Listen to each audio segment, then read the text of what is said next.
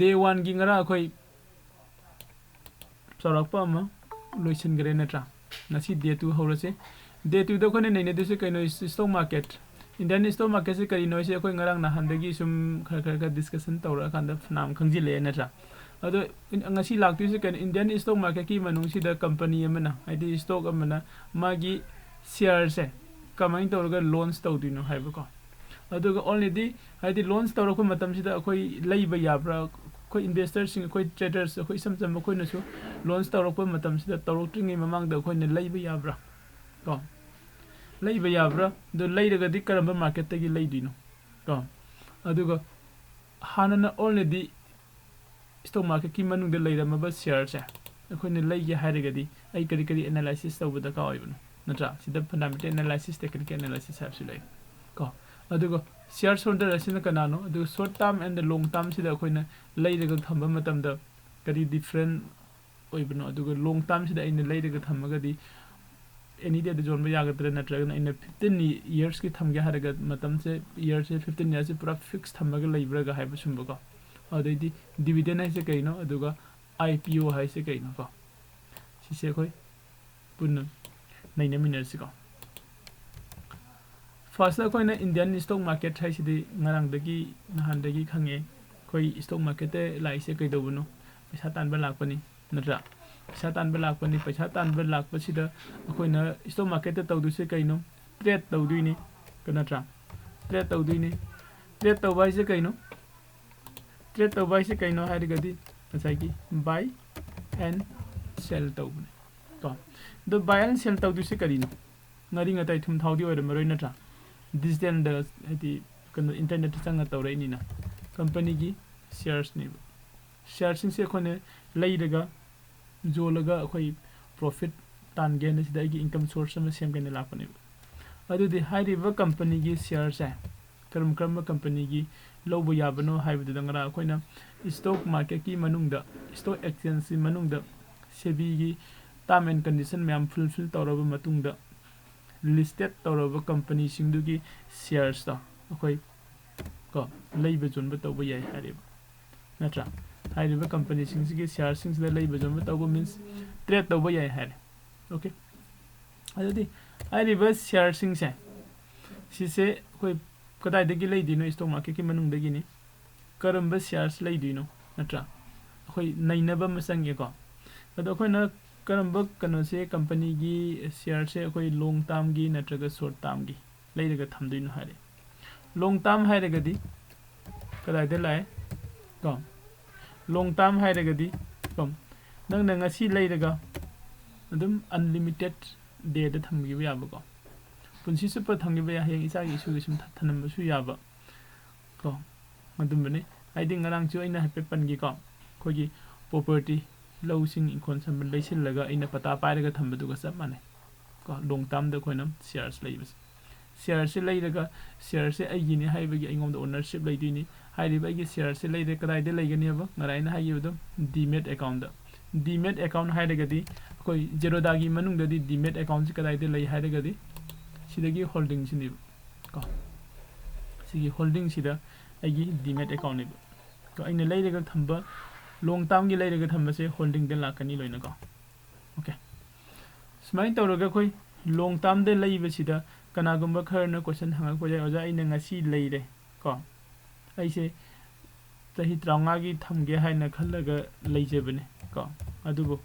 marakta ise yamna athuba khara lakpodagi no tarok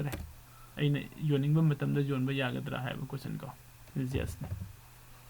any day de nangna joning ba matam da jon ba jai ngasi leiraga hayeng jon ba jai ngasi leiraga hamsil jon ma su jai ado company khara da ngasi leiraga hayeng jon ba yada ba yawi ko kona lakini adu gisu ko ngasi leiraga hayeng jon ba yada ba company khara lei aduga ayamba company di ngasi leiraga hayeng jon ba yagani ko adai ngasi leiraga aina sahi manga thamba jai 10 thamba jai 8 thamba jai 9 thamba jai 10 thamba jai 13 thamba jai ai apam bane ho aina sahi manga thamya ga fix tawraga thamba natiba akhona fixed deposit 5 years ki haina thamaga 5 years shooting de logthoga di ai kai tawiba sagi ai phangom thokpu de khara ka howe moina ko surrender tawbagi surrender value ain tawga khara mu ka howe ꯑꯗꯨꯒꯨꯝꯕ ꯁꯤꯗ ꯀꯩꯝꯇ ꯂꯩꯇꯦꯀꯣ ꯂꯣꯡ ꯇꯥꯝ ꯁꯤꯗ ꯑꯩꯅ ꯊꯝꯅꯤꯡꯕ ꯃꯇꯝꯗ ꯊꯝꯕ ꯌꯥꯏ ꯀꯣ ꯆꯍꯤ 5 10 20 30 ꯅꯤꯐꯨ ꯑꯩꯅ ꯍꯌꯦꯡ ꯉꯁꯤ ꯂꯩꯔꯒ ꯍꯌꯦꯡ ꯍꯪꯆꯤꯠ ꯌꯣꯟꯊꯣꯛꯀꯦ ꯑꯩꯅ ꯊꯝꯕ ꯄꯣꯠꯇꯨꯁꯨ ꯑꯗꯨꯝ ꯑꯩꯅ ꯁꯤꯌꯥꯔꯁꯇꯨꯁꯨ ꯑꯩꯅ ꯆꯍꯤ 2 3 4 5 ꯐꯒꯠꯂꯛꯄꯒꯤ ꯃꯇꯨꯡ ꯏꯟꯅ ꯄꯨꯟꯁꯤ ꯆꯨꯞꯄ ꯊꯝꯒꯦ ꯍꯥꯏꯁꯨ ꯀꯩꯁꯨ ꯀꯥꯏꯗꯦ ꯀꯣ ꯑꯗꯨ ꯍꯥꯏꯔꯤꯁꯦ ꯁꯤꯗ ꯑꯩꯈꯣꯏꯅ ꯁꯤꯌꯥꯔꯁꯦ ꯀꯗꯥꯏꯗꯒꯤ ꯂꯩꯗꯣꯏꯅꯣ ꯍꯥꯏꯔꯀꯥꯟꯗ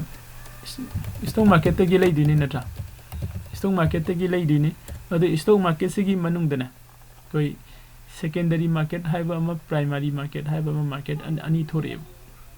ꯀꯣ ꯍꯥꯏꯔꯤꯕ ꯃꯥꯔꯀꯦꯠ ꯑꯅꯤꯁꯤꯗꯒꯤꯅꯦꯕ ꯑꯩꯈꯣꯏꯅ ꯁꯤꯌꯥꯔꯁꯦ ꯂꯩꯗꯣꯏꯁꯦꯀꯣ ꯑꯗꯨ ꯁꯤꯌꯥꯔꯁꯦ ꯑꯩꯈꯣꯏꯅ ꯁ꯭ꯇꯣꯛ ꯃꯥꯔꯀꯦꯠꯁꯤꯗꯒꯤ ꯂꯩꯗꯣꯏꯅꯤ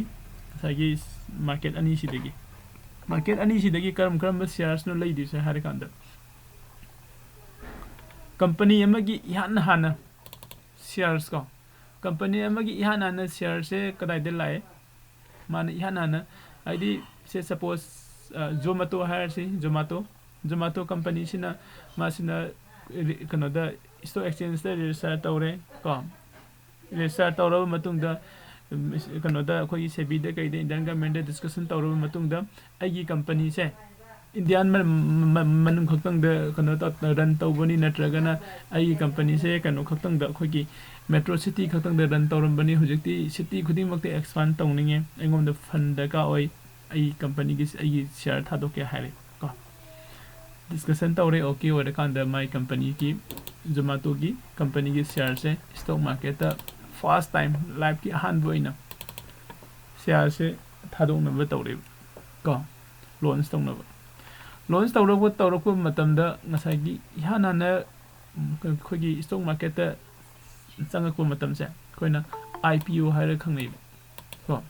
ꯏꯅꯤꯁꯤꯌꯦꯜ ꯄꯕ꯭ꯂꯤꯛ ꯑꯣꯐꯔꯤꯡ ꯀꯣ IPO ꯍꯥꯏꯅ ꯈꯪꯅꯩ ꯏꯁꯝ ꯁꯝꯅ IPOꯁꯦ ꯁꯤꯌꯥꯔꯁꯦ ꯐꯥꯔꯁ ꯇꯥꯏꯝꯅꯦꯕ ꯑꯩꯈꯣꯏꯒꯤ ꯀꯩꯅꯣꯗ ꯁ꯭ꯇꯣꯛ ꯃꯥꯔꯀꯦꯠꯀꯤ ꯃꯅꯨꯡꯗ ꯃꯥꯁꯦ ꯂꯣꯟꯁ ꯇꯧꯔꯛꯏꯁꯦꯀꯣ IPO ꯑꯣꯄꯟ ꯇꯧꯔꯛꯏ ꯃꯔꯝꯁꯤꯅ ꯀꯩꯅꯣ ꯉꯁꯥꯏꯒꯤ ꯑꯩꯅ ꯍꯧꯖꯤꯛꯁꯨ ꯄꯟꯈꯤꯕꯗꯣ ꯀꯝꯄꯅꯤꯁꯦ ꯃꯥꯒꯤ ꯑꯦꯛꯁꯄꯥꯟ ꯇꯧꯅꯤꯡꯉꯛꯄ ꯃꯥꯒꯤ ꯗꯤꯄꯥꯔꯠꯃꯦꯟ ꯃꯥꯒꯤ ꯀꯔꯤ ꯍꯦꯟꯅ ꯒ꯭ꯔꯣꯠ ꯂꯩꯅꯅꯕ ꯐꯟ ꯗꯔꯀꯥꯔ ꯑꯣꯏꯔꯀꯥꯟꯗ ꯄꯕ꯭ꯂꯤꯛꯇꯒꯤ ꯐꯟꯁꯦ ꯈꯣꯝꯒꯠꯅꯤꯡꯉꯛꯄ ꯀꯂꯦꯛ ꯇꯧꯅꯤꯡꯉꯛꯄꯀꯣ ꯑꯗꯨꯒꯤꯅꯤꯀꯣ ꯑꯗꯨ ꯄꯕ꯭ꯂꯤꯛꯇꯅ ꯀꯔꯤ ꯐꯪꯗꯣꯏꯅꯣ ꯉꯁꯥꯏꯒꯤ ꯁꯤꯌꯥꯔꯁꯇꯣ ꯐꯪꯗꯣꯏꯅꯦꯕ ꯖꯣꯃꯥꯇꯣꯒꯤ ꯁꯤꯌꯥꯔꯁꯦ ꯑꯩ ꯑꯦꯛꯖꯥꯝꯄꯜ ꯄꯤꯕꯅꯤꯀꯣ ꯖꯣꯃꯥꯇꯣꯒꯤ ꯁꯤꯌꯥꯔꯁꯦ ꯄꯕ꯭ꯂꯤꯛꯇ ꯐꯪꯗꯣꯏꯅꯤ ꯑꯗꯨꯒ ꯄꯕ꯭ꯂꯤꯛꯀꯤ ꯀꯥꯟꯅꯕꯅ ꯀꯔꯤꯅꯣ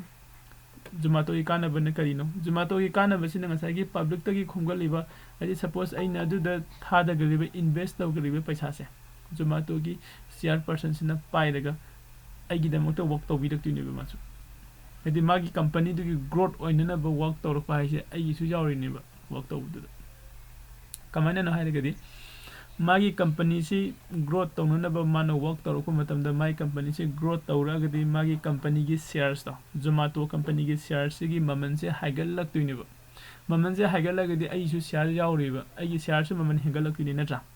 ꯑꯗꯨꯗꯤ ꯑꯩꯅ ꯏꯟꯚꯦꯁ ꯇꯧꯔꯤꯕ ꯑꯩꯈꯣꯏ ꯃꯌꯥꯝꯅ ꯏꯟꯚꯦꯁ ꯇꯧꯔꯤꯕ ꯄꯩꯁꯥꯗꯨ ꯖꯣꯃꯥꯇꯣꯒꯤ ꯁꯤꯌꯥꯔ ꯄꯔꯁꯟꯁꯤꯅ ꯄꯥꯏꯔꯒ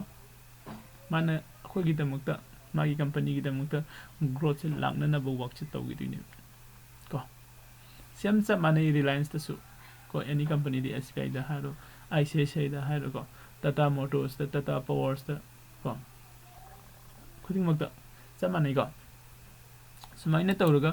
ꯃꯥꯒꯤ ꯀꯝꯄꯅꯤꯒꯤ ꯁꯤꯌꯥꯔꯁꯦ ꯊꯥꯗꯣꯔꯛꯑꯦ ꯀꯣ ꯀꯔꯤꯒꯤꯅꯣ ꯃꯥꯒꯤ ꯀꯝꯄꯅꯤꯒꯤ ꯁꯝ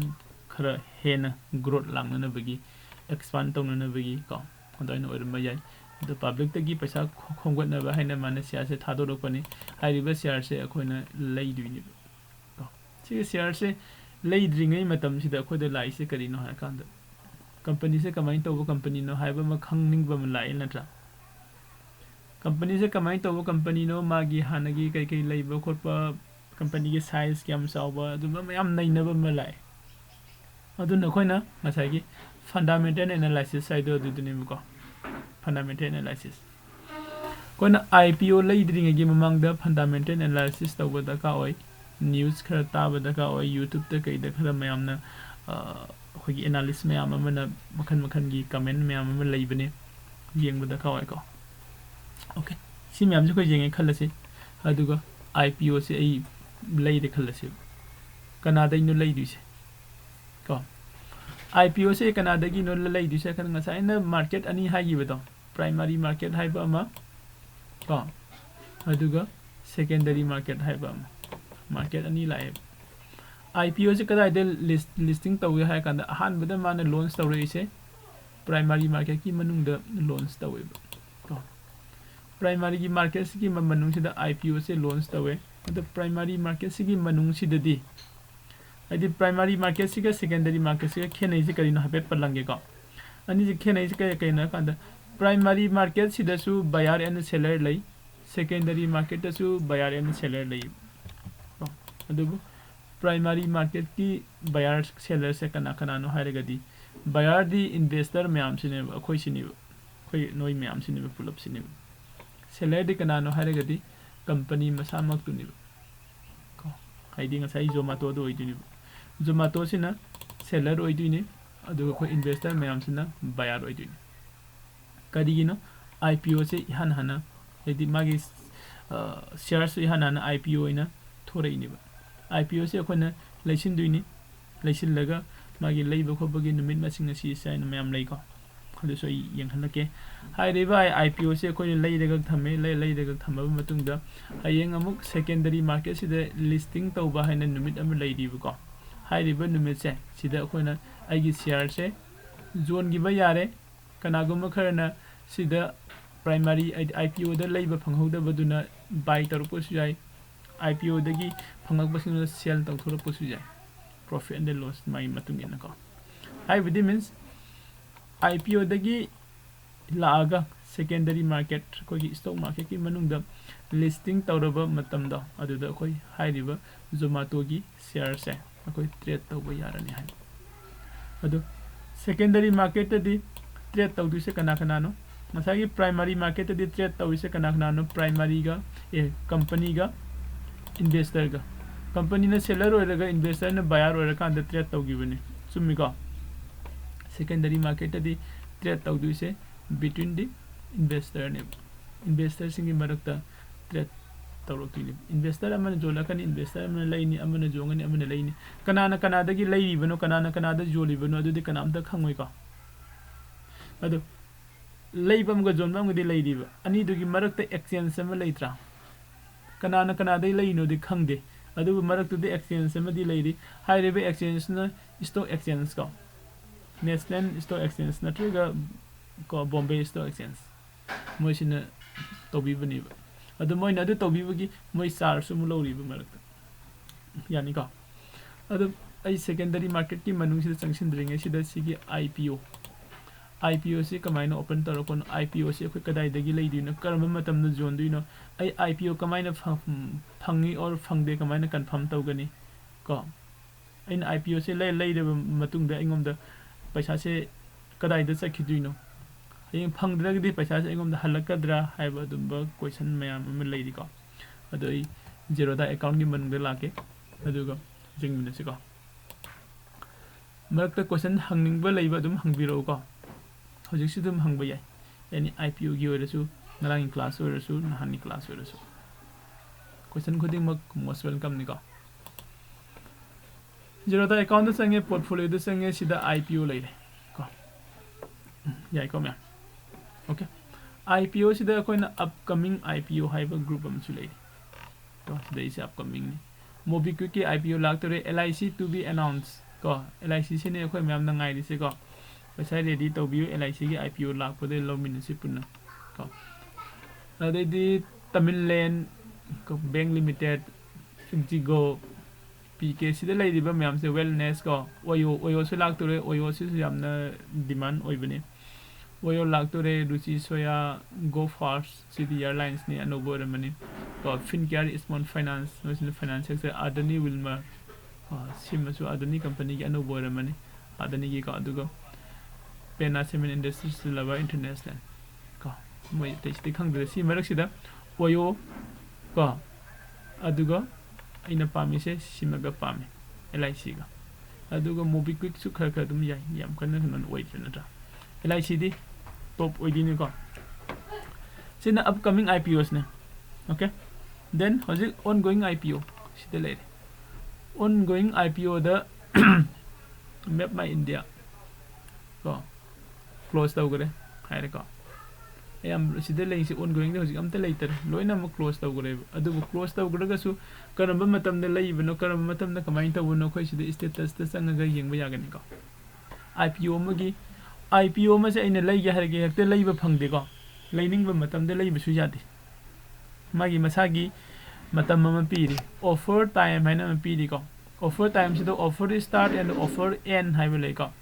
offer start and offer end se 3 days pi ga ne ba matam hairiba 3 days ki manung se sida khoi IPO se lay ga da bane yani ko offer start se 12 9 dagi hore offer end se 12 13 dagi hore kanano map my India ko map by India ki sigi 3 days numit se 3 days manung sida khoi lay ga da bane ba kana se ko map my India se khoi book tawraga thamgani book tawraga thamba matam da magi sat ka dawribe amount se around 15000 ki chang oigani ko 15000 mu ki chang sat tu bose ai account dagi ko ai account dagi pisa se sat tuini masagi khoi na sida trading account open tawrakan da Demate adu sida mem jawri natra ko khoi na IPO apply tawbudadi ai gi trading account dagi pisa chat loi ko mem kadai dagi sakani hai kan da khoi na IPO da order tawba matam dadi ai gi Zerodha de link tawriba account da saving account obi current account obi ko ai gi Zerodha de link tawriba ai gi bank account da adu da paisa do yaw ga tabne ba ngasa gi around 15000 da ai 15000 dum hai lagi sum hai bi nungai nam ko 15000 makti nate 15000 gi khatang nak nan approx ta lei gani ko 15000 mu je ai gi bank account da yaw ga tabne okay bank account da yaw re ai na IPO se order tawre ko IPO se in order tawru matam da ai bank account da gi 15000 se transfer tawgi tu ira kadai da transfer tawgi tu no company da sakhi tu ira kadai da sakhi tu no highway question nam su lai natra ado ai gi paisa se ai gi account da dum lei gani kanam ta lisa loi ko in order taw matam da ko kamane lei gani kan da ai gi account da lei gani ko 15000 do adu ga hold tawraga lei gani ba block tawraga aina use tawbo yara roi ba okay aina use tawbo yara roi block tawchilaga thamgrani ba 15000 da aina IPO book tawgi bagi ad IPO se gi mogi allotment finalization kana kana da phangdino kana kana da phangoi deino haibam su lei diba IPO che lakba khoine te apply taroge da phangoi phangde ko demand jam jam ga te lucky draw go ma tawra kana pi de kani lucky draw da phaw mi sing da phangdini phaw da mi sing da phangoi deini yani ko aduna nga sa gi allotment finalization nume se si da mogi lucky draw tawrani ko ani mogi process to tawgrani aduga phangba phangdabado sidagi khangba horani ai kaguma sigi numis da khangdraga su refund initiation haidise sigi numis sidadi kaidog hai kanda aingom da IPO se phangaga di agi bank account da block tawruga thanamba ngasai gi amount do company gi account da chakrani transfer tawthokhrani ko aduga kaguma aina IPO se phangdraba adoita di aigi bank gi account da block tawruga thanamba aigi amount do unblock tawra ani I use tawba yarani sometimes khoi group sida su angang khara tum complaint na te just sum hangak po yaw go jai gi do IPO di phangi dare aduga paisa do unblock tawrok taba male ga haiba yaw ko adum nomni ni ngai raga sum adum yagi ko loina ko ado IPO se engon da phange or phangde se sigi refund tawba nami sida di adum khange aingom da su email su lakani ko aingom da email da su lakani nangi IPO phangi or phangdari ko adu si kaktang na ta aingom da message su lakwa yai ko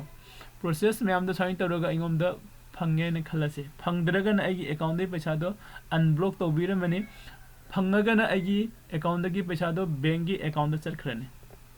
yani ko myam okay adu imatung da next the Demate transfer haine laiba Demate ai se kai no ngasa gi na hagi bido khogi Zerodha da sida holding haine jawri se holding gi manung sida aina kai gumba ai gi IPO se phangaga di aina IPO da phangi se kai no company gi shares to natra shares to sida show tawra ani ba okay Demate transferring numi sida show tawra kani by chance Demate transferring numi sida show tawrok tare khalasi adu oirga di sigi listing se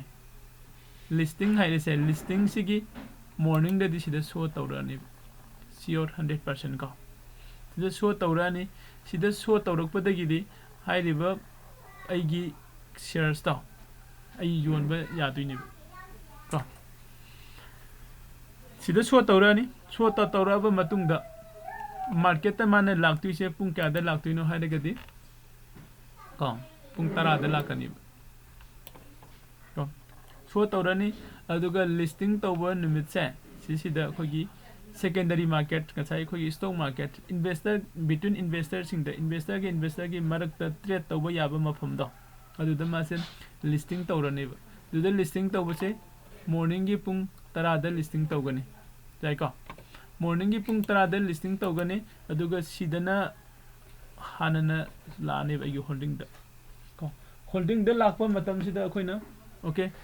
holding da laabani na horen listing tarakpa matam da ina aigi IPO se yolage ko aidi means aina lupa listing 30 mu invest tawge da listing 10 profit thore khalase ado ita dai IPO se yolage su jonba yaduini ko ado IPO se ai dum thamgi ge punsi super thamgi ge se di ai ahan ba life ki ahan ba phangba IPO ne sum thamgi ge su thamba yaduini ko ai apam bane ko ai oirab ne ba IPO do okay IPO jeng sai shares tu ni ko ai gi oire ai na thamninge thamani joninge jolani ado horen pung 10 tabada gi di sai ko gi stock market ki manung sida ko stock market ki manung sida thorani ko sida tridian gaine lai se sumaina masu stock market ki manung sida khoina thibada thorani ba suppose zomato aina thide be zomato aina thire zomato thore ye zomato thore se sumaina stock market ki manung dama thorani aduga thoraga sida magi chart ka se pung 10 taba matam da magi company dugi hanba life ki chart form to hawrak tuini ba adu dai de sida laaga de khoi kai dore investor mayamna leiba jon ba tawraga ko trade to ba yarani yare ko ma'am question hangning ba lei bro IPO matang da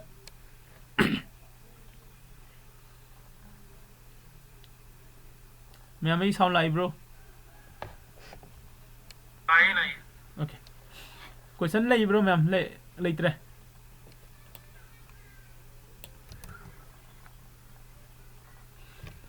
okay pare lei tre ni lawr ge ko Makasa Thursday. hoi si lei re si sidang sa gi IPO se ko secondary market la khre ko secondary market la ya do ko secondary market listing tawre share se ko ma'am lei ba zone ba mathang tawna gre okay sumain tawraga lei gre adugi matungda akhoi namu lai se kaino asagi se suppose nasidagi sahi mai mamang da tha kharagi mamang da already kano tawramaba listing kano da listed tawramaba company gi share sing se sida akhoi invest tawge hairagadi aingom da ka oire se kai keno hairagadi ngasagi company dugi maram da analysis tawba ama sange ko aduga plus da technical analysis ko sai sida khogi ngasigi topic ta yawi se fundamental analysis and the technical analysis ani se mathau tare technical analysis fundamental analysis se kadai de ki tawgani just khoi money control gumba natra investing.com gumba natra gana economic time do khudum da sang khoi analysis tawba yai ko adi sida money control da lai khalasi sida reliance industries and thire Reliance Industries se fange ko Reliance Industries se le Reliance se ai sungang khang dren khalasi thire kan da phangani adi matung da Reliance se hoji mai price kaya no ko last market mase adi last day the previous day the my up and down kamai to gibeno natra nagi last year ki day gi range kya mu sakhibeno 52 weeks ta magi range kamai na kano lai gibeno 52 weeks ke range yam ko low the 1830 ne high the 2751 profit se man p se 1000 above the peak of profit so maina pa adai di atop yingba ya mayam ma chu sida yauri ko previous ki adu volume b web si adu asida sige mayam sida khoi ne yingba ya ba main important asida gi sine market cap se in share dani ko crore dani mai cap se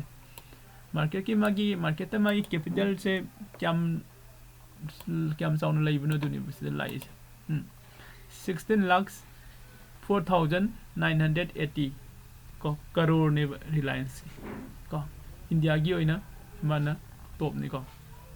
koina company magi rank ko mana top ni mana aduni second ni third ne hai se sigi value sini ba mayam ni jeng ai se ko sumba value se ko yeng ba yai ko dai to ba ko ne yeng ning ba tai mayam ama smaina khara thire kholaga adum yeng ba yai adai reliance matang da koi news ta ba yai reliance matang da already hanana koi senior sing da hang kholaga sida invest tawningi ko hoje se lei biya ba matam oi ber khorpra hang ba yai ko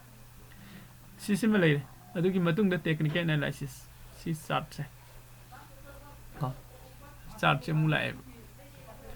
chart se na koi sisini suppose sidai kano da lake ko reliance da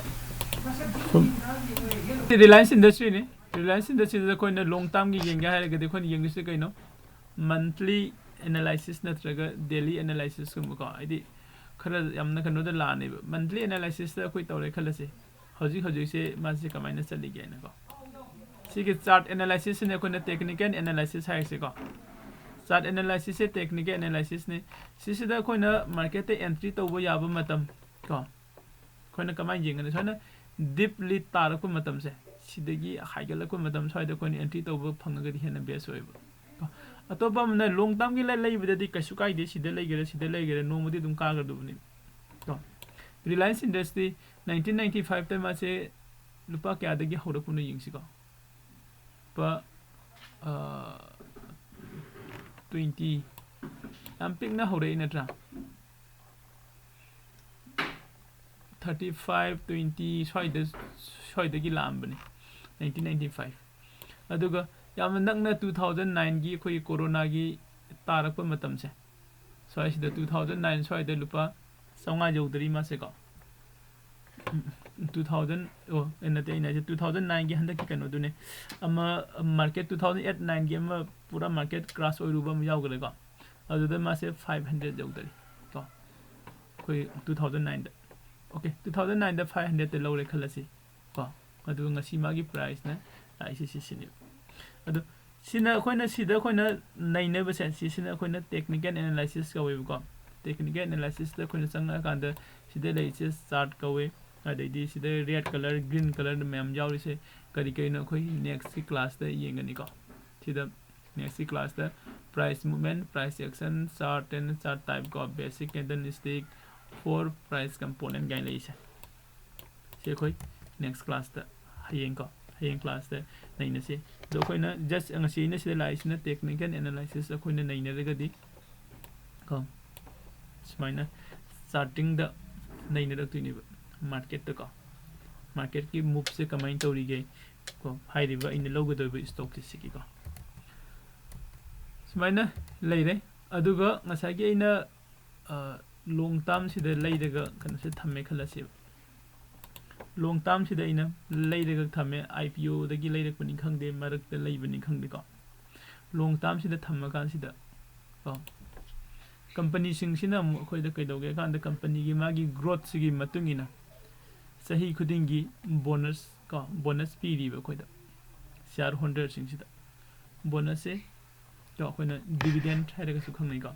dividend ni asing badi ko dum dividend se kari no hai ni bonus ki type ta ne pi rei se company hai ri ba dividend se per share da pi ba aina 110,000 shares lei da thame khala se ba ko share amam da lupa tarak khatang pi re ko da ingom da lakh ti se sahi magi dividend khatang da 1 lakh ti sum lakh ani ko adaina ada 1 lakh se su lani aduga plus da agi share du su maman su adum hengal lak tuini ba atra ani mak to koi kana bani ani mak se koi kana ba se kamaina kana da ino kana kana han bi da ino first on the number 1 da hai riba company du gi magi da ka oiba matam da koina fund ko fund pi de ga koi de gi amount pi ga ga magi company du gi shares pai ho ba ko company du na muk khoi gi public ta gi loksin gi ba paisa mayam du na work tawraga ko company dugi growth se hene growth ohelaba matungda koina lawgiba company gi shares tugi maman do hengalak panatra company gi shares ki maman se company gi magi tahi magi turnover se fajarak panina khoi da bonus ung phange dividend phange adi mathakta shares ki maman hengalak padi matungina masagi ina suppose 10,000 shares se ina kano da low ren khalasi hojiki reliance ki da dum ka 10,000 shares se ina leire khalasi 500 rupees da okay engom dagi invest taw du se kyam no yame natra 50 lakhs mu se invest taw gre ka adu hojik sigi 500 ki jaga se da hojik 2500 jawre 2500 puna tin 2700 pau 2700 su jawre sidadi engom de lakh bi amount se kya no profit minus taw se ka ai ngasai invest taw gibedo ama tara sa lising tara lakh tara se invest taw gibene ka adu gi profit kya hoy dino ama tara sa lising tara lakh tara crore ani ga 20 lakhs ka 2 lakhs in the 2 crore and 20 lakh kana 20 lakhs ai gi profit hoy dino kai gumba ina reliance da 2009 da 500 rupees da invest taw magadi to haji hagi si legani sumai tawraga khoina long term gi plan jing se mayam ama toksin ba yai ko sagi ina horok pade sum hai bada khoina imai pa da gi ko lawrok pa paisa khara angam ba khara dum any hojik zomato haire zomato gi 130 ga 1 khatani natra sara madum leisila thamba yai so ina ingom da paisa dum masa le su masa mayam ama leiri basida to sumana leire ado ngasigi topic sida khone yeng che Indian stock market fundamental analysis technical analysis shares holder ka shares leire ga thami mi duni shares holder sina nata long term sina khone leire ga dum matam sang thamba duni long term sida leire ga khone short hadi matam khara hafta gi natraga tha gi numit 35 ni gi 10 days ki hadi profit la kan da jon thoga ado ina trade tabu su yai ka kan short term da ka trade tabu yai adai mo khoi dividend thaire dividend karino sahi mage engom da agi company duna aina thamiba agi shares tu gi ka company duna di bonus ki type da pirakwa adugumba edi per share da pirakwa paisa ni natra dividend ni stock dividend IPO karino khoi me hoje khamine gare initial public offering ka company magi hana magi shares se khoi gi stock market da launch tawruk putini ko IPO hai okay nasigi topic ti sida complete ore adu mayam dagi kari question laiba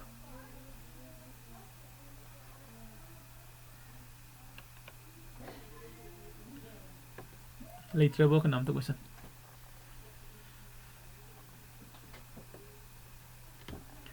fare dudi mayam nasigi di soide loisel se ka aduga hayeng amu unase